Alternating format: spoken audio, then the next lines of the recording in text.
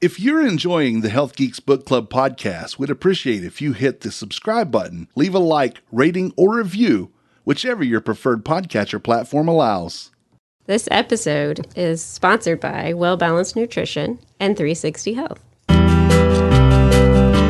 Welcome to the Heath Geeks Book Club podcast. Listen in as Kristen Norton and Eleanor Russell review all those great health and wellness books you've been wanting to read or you have read and want to talk about. Here's Kristen and Eleanor. Well, hello, everybody. This is Eleanor Russell with the Heath Geeks Book Club podcast. We're in Winston-Salem, and at the table with me is Kristen Norton. Hey, everybody. All right. She's with Well Balanced Nutrition.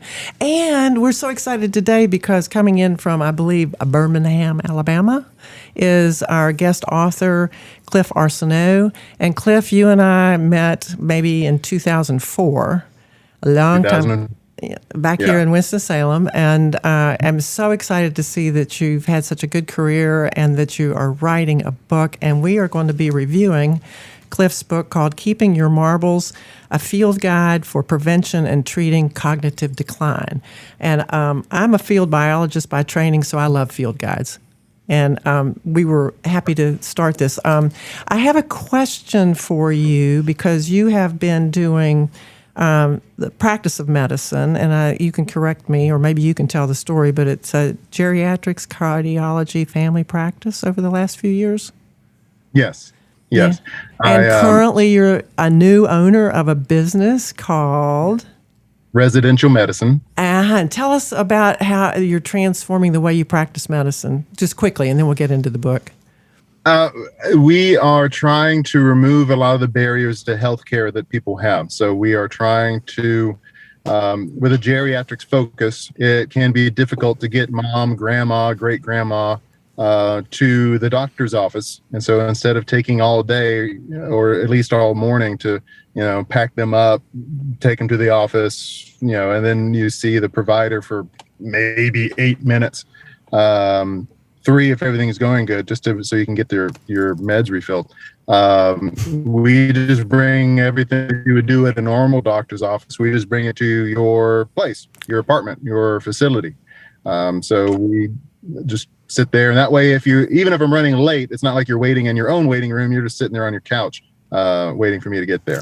So it's been pretty good. So I've had the idea to do this before, and I've done it a few times.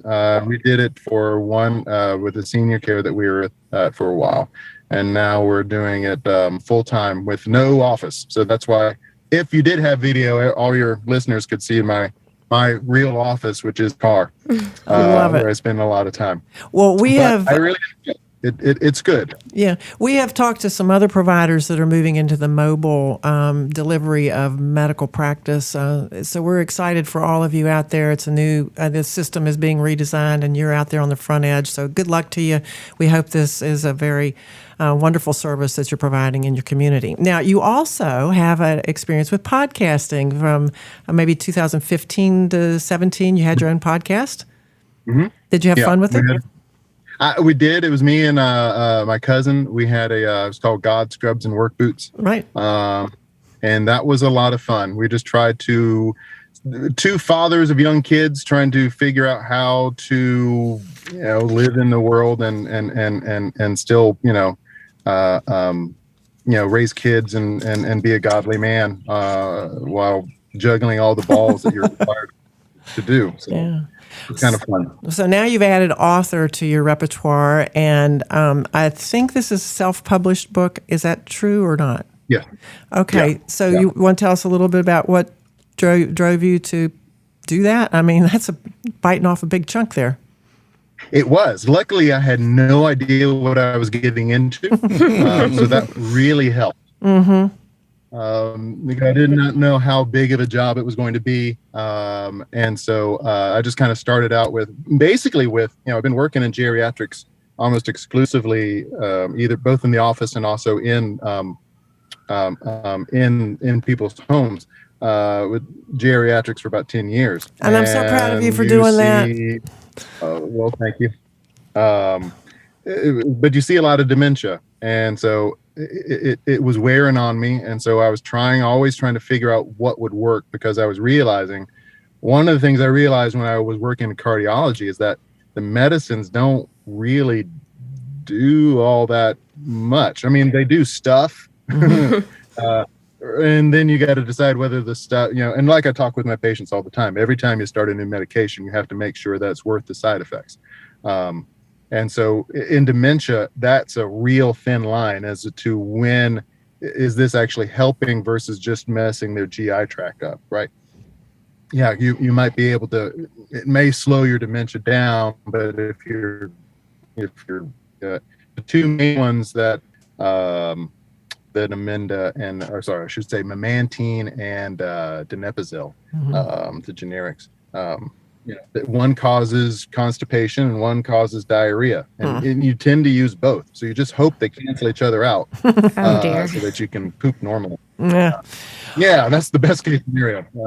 So it was really just trying to figure out what it can do, and I really felt like I had to do something. And then, like I talked about at the beginning of the book, my dad had a stroke while just after we had buried my mother-in-law from complications of dementia. And then some other folks close to us were starting to have memory problems. And it really just hit me during the pandemic that I got to do something. So I started working on the book, and it had progressed from some talks that I gave to patients, just, new patients who would come in, and it's the same story, right? Where mom can't balance her checkbook anymore. She can't keep appointments, or dad, used to be able to do this and now they can't do that. And they come to your office with such hope, and it's your job to basically crush that hope. Yeah. Right? Okay, so I'm going to stop you right there for just a second, Sure. because your book is going to show us there can be hope. But Yes. I wanted people to know that we enjoyed reading this book, and they can order it from our website. Tim, you want to tell them how to do that? Yeah, so if you go to healthgeekspodcast.com, check on the Keeping Your Marbles entry, and you can click on the link in there, and it will take you straight to where you can buy the book. And it does help us, so thank you. Yeah, and the book is organized really in nice organization to it. You've got the body of it, but then you have some appendices, and you have a checklist, and you've got resources. I was thrilled with your endnote section. It's very deep and involved, and I'm proud of you. I knew you would like that. Proud of you. Yep. As I was thought of you as I was putting all that together. I'm so glad that you did, and it was not lightweight at all. And you have an index. Oh, no, you don't. Excuse me. That was the thing I was going to tell you. I would add an index the next time you write the book. But anyway, aside from that, you self-published, and I think you did the cute little drawings at the beginning of each of the chapters. Yes. So anyway, I thought that was kind of fun, too. That way more than I thought of. That was good. Okay. Now I find reasons to put them in other things for the time. All right. Well, so the book was written because I was tired of giving people no hope. So the idea was to be able to, at least it started out with, here's the typical course where we'll put you on these medications and we'll just slow your decline. Or we can try such radical, dangerous things like eating some broccoli, taking a walk, getting a good night's sleep, and it will, if it works, then that was originally my guinea pig subjects were, I wasn't sure it would work, and so that's why that was the pitch, right? We can try the stuff that I know isn't going to work, or we can try the stuff that might work, and does work, and if it doesn't work, it's not going to hurt you. Right. It's not like I'm trying to switch you over to this drug that might, make all your hair fall out in your teeth and you lose 3 toes. But, and the good news is, like you just said, it started working. Yeah. Well, Kristen really probably has some questions about the diet recommendations that you have, because I think you say it's what you put on your fork, number one. Well, yeah, and I'm a registered dietitian, so I am just always delighted to meet a practitioner who encourages the lifestyle change. And I think you wrote somewhere in the book that right along the way in medical school, you learn all about these medications and you're taught, well, let them try lifestyle habits. And when it doesn't work, then do them. And if you don't emphasize the lifestyle, then of course it's not going to work. So I just love that you're promoting that, you're influencing them, you're encouraging it to the degree that you do. Well, thank you for that. Yeah. Yeah, and I think you endorse Plant Slant. You talk about the blue zones, which we read and did review too. We love that book. And reducing sugar and avoiding dairy. So anything you want to elaborate on there? Because I can't get rid of the dairy. You can. No, I can't. I don't want to. Cheese is nature's perfect food. I cannot do it. Yes, but this man has recipes in here. Kristen, did you try any of them yet? I didn't, but I was curious what made him pick these particular recipes. Well, I'm going to tell you, I did. I did the barbecue quinoa bowl, and it's wonderful. Okay. And I did the raw veggie dip, which I'm addicted to, like you said. And I have my raw cashews, which I've experimented with before. But I had to go to the grocery store to get the liquid smoke. I didn't have that. And the unami powders. So there was a little bit of specialized shopping to kind of join your palette of flavors. But I'm ready. I'm going to try some more of them. Let's go ahead and answer Kristen's why these recipes. Part of these were my wife was doing these recipes we put in the book were tested not just by us, but my wife pre-pandemic was doing meal prep classes. And so these were ones that were a hit with the people who would come, and she would cook there in front. Basically everybody would meal prep and leave with like boxes of meals for the week, but they learned how to cook. And so she was really digging it. So that was one of the reasons we picked the recipes that we had, because these are ones that everybody loved. And that really that worked well for groups of people. So it wasn't just me and my wife going, well, that's pretty good, let's pick that one. It had been tested by more than one person. So that's why we picked those. The quinoa bowl made enough for 8 people, and I'm going to be eating it for a while. That's the point. Okay. So, well, and there's recipes that are really good for people who think that they can't go without dairy, because there's some good dairy, what do I want to say, supplements. Textures, okay, so you have cashew cheese sauce, almond cheddar spread. So ways to kind of trick yourself into thinking you're eating cheesy things. And I like how you have in the beginning of your recipe section this little section called "What in the World is That?" So Eleanor mentioned that you might have to go out and do some specialty shopping, and I like how you just preemptively thought, okay, there's some things in here that people might not have ever heard of before, like nutritional yeast, miso paste, tamari. the miso paste I got. I failed to see that you said chickpea miso, and I got the soybean miso, and I thought, do I have to go back to the store? And I said, no. I'm not. Next time I'll get the chickpea miso. But I'm sure when you start talking about these things that people are like, what in the world is that? So and when we were doing our journey, my wife likes to talk about this. We started our plant-based journey exceedingly bitter because which helps now that we remember that, because my in-laws wanted to go. They saw the documentary Forks Over Knives, and they came in. My father-in-law's hair was on fire, and like, oh, we got to do this. And so we decided that we took a look at it, and we try it. But we had a blog post at the time, and we read it a few years later. It's me just basically just being bitter and vengeful about the whole thing. Sort of negative. Yeah, just a bit. And then finally we're like, whoo, that's over. And that was the final post. Because, of course, we didn't know what we didn't know, and we weren't really committed. We weren't trying all that hard. But what we noticed was that we felt better, even despite all the bitter feelings. We physically felt better, which we noticed once we went back to eating kind of the standard American diet. And so we decided to try it again. And so what we did is we just kind of slowly transitioned over more and more and more and more and more to more and more plants, less and less animals, less and less dairy. And the dairy is harder to get rid of, which is why we were trying to offer numerous cheese-like or dip things that you can use No, it doesn't taste exactly like dairy, but That's it is okay. something tasty that you can dip stuff into or pour on things. Yeah, but these things which- taste good. I mean, the flavors in that vegetable dip, oh my gosh, it's good. Well, so you have made it a lifestyle. Congratulations to you. And you have some risk factors that you mentioned with relatives. And I'm big on prevention. I've always been big on prevention. And when I was in that medical community, it was so difficult to have time allocated to prevention strategies and curricula. So I'm happy that some of you all are finding your way to that, because what you prevent doesn't need a cure, right? And Right.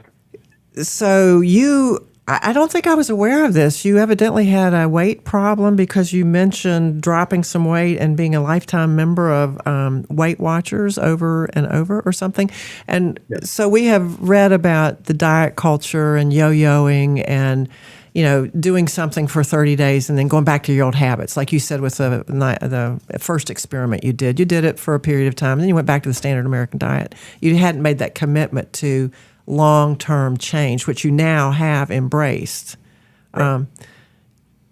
Ideas about that? Because you've got not only the diet, you've got the exercise, you've got the sleep, and you've got the de-stressing. And this is your protocol, what you call your memory protocol, which sounds reasonable. But these, it's not as, sometimes what's easy or simple is not easy. Right. Yeah. Yeah.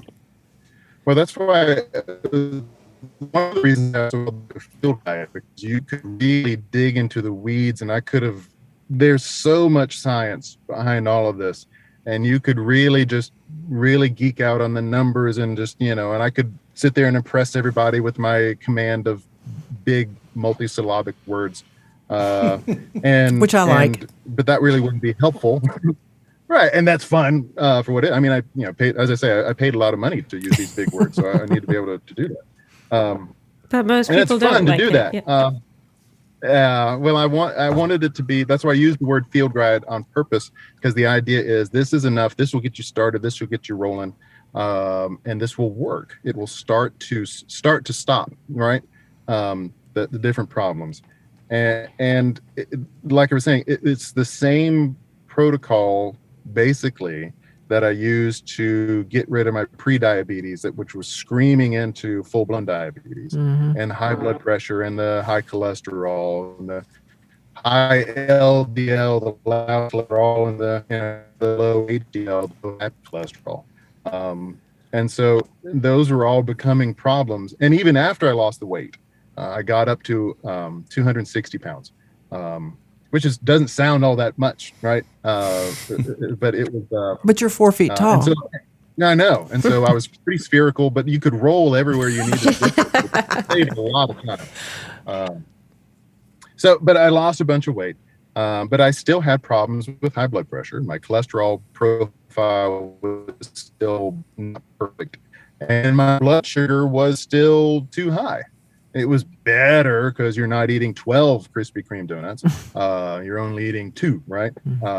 Or 1 or 3. 3 is really kind of because once you get past 3, when you eat those types of donuts, you start to feel sick. So you're still eating the smaller amounts of crap, right? Yeah. Was the problem. So you can lose weight. So just because you're losing weight doesn't mean you're healthy, right? Say that again to the people in the back. It was only after just because you're losing weight doesn't mean that you're healthy. Yes. It's good for you. Yeah. So it was after we started putting more and more plants into our diet, we felt better. Then all of a sudden, the weight was much easier to maintain. And the blood pressure and all the other stuff just kind of evaporated and disappeared. Such to the point, like I think I talk about it in the book. We did I mention the potato fast that my wife and I went on? No. Okay, well, that was kind of fun. We did that to prove that potatoes aren't the devil. Right? Oh, good. So we ate nothing but potatoes for 3 weeks. Not like that guy who did it for years. Oh my goodness. Yeah. But it was fun because the nurses that I worked with at the time, were terrified, right? Yeah. Yeah. And everybody suddenly became a nutritionist and was like, just, horrified there was going to. But my blood sugars, we checked it the whole entire time. They stayed great. Everything, all my biomarkers and everything just did great. I loved it. I felt great. My wife had the opposite reaction. She didn't love it as much. But then again, she felt great. We ate nothing but raw fruits and vegetables for 3 weeks. And she loved that. I hated that. I was cold like an old woman. I don't know what was going on. I didn't like it. Be careful. You're talking to an old woman. Be careful. Okay. Well, I was. Smack. All right. So moving on from that. But the idea was that you could eat all these things and it doesn't make you unhealthy, right? It's the things that we add to broccoli is good until you add the cheese sauce, right? The baked potato, it can be good until you add the butter and the sour cream and the chives maybe have some nutrition on them, but most people just take that off, right? And then you have the bacon and the ham and the barbecue and all the other. Oh God! Load that thing up, so it's more just like a taco shell for your stuff. And of course, then you blame the potato for it being unhappy and unhealthy, right? When you're just, it's the stuff you're making the potato hang out with that's a bad influence on it. So we play around with it from time to time. So. Well, do you have any more about the diet? Because I want to ask about the extras, and we might take a little break and maybe bring you back next week for another episode. Actually, we'll decode that later. Yeah. Do you have anything else about the diet? No, go on to exercise. Okay, yeah. I was interested. We've read several books over the last 2 years we've been doing this podcast, and one of them was was The Switch. And so with the diet, Mr. James Clement was talking about autophagy and fasting. Did you do anything with fasting? I've played around with fasting, and before I started eating plants, I did have trouble with hypoglycemia. So I would, and I know there's one funny story in the book about me passing out in college. I landed straight on this dancing in the theater. Dancers. Yes. I'm going down, and you did. yeah. I was able to warn her it was marvelous. Can't really come back from that and look suave. But so I ate all the time, which is one of the reasons I gained weight, right? Because you can't have, I'm not a fan of eating 5-6 times a day, because especially when you're like me and you like to eat. So you're 5 to 6 small meals a day, keeping larger and larger and larger and larger. And then you're eating 5 to 6 liquids a day and just wondering why your pants don't fit, right?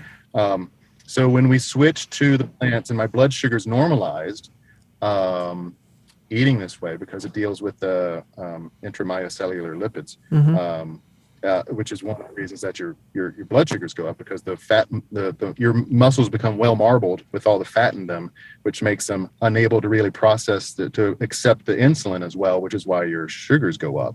That's a whole topic that's fun to talk about. But once I was able to eat less and less, then I could go for, I've done some 24-hour fasts before, and you feel pretty good about it. And so that's something that I was interested in. I don't see a lot of fasting protocols for dementia patients, because it would be difficult to talk. I guess you just tell your grandma, well, no, you already ate. No, you're fine. Oh, okay. Yeah. Well, I think I think that the advocating now is like during a day to have a period of like 12 hours or a little bit more of non-eating, just to let your cells do the recovery processes of getting rid of the broken proteins and things like that. And it seems to be getting some traction. Yeah. All right. Well, I think maybe we need to say that this is a book that we want to keep talking about, and hopefully we will be able to do that in the next episode. I'm Eleanor Russell at 360health4u.com, helping people make decisions about healthy lifestyles. Contact me if you'd like to. And I am Kristen Norton, one of the 3 registered dietitians at Well Balanced Nutrition. Please visit our website, wellbalancednutrition.com. And don't forget to go to healthgeekspodcast.com and buy your book there. And can you give us where we can find you, more about you? Sure. You can find out more about me at keepingyourmarbles.info. So that's KEEPING. That's a lot of spelling, but keeping your marbles all together info. And also residentialmedicine.com. That's for the new house call business for those of you here in the Birmingham area. Wonderful. I'd love to be able to commute up to Winston-Salem and see you guys, but that's a heck of a daily commute to see some patients there. Well, thank you so much for taking time today, and we look forward to talking to you again soon. Sounds great. Thank you.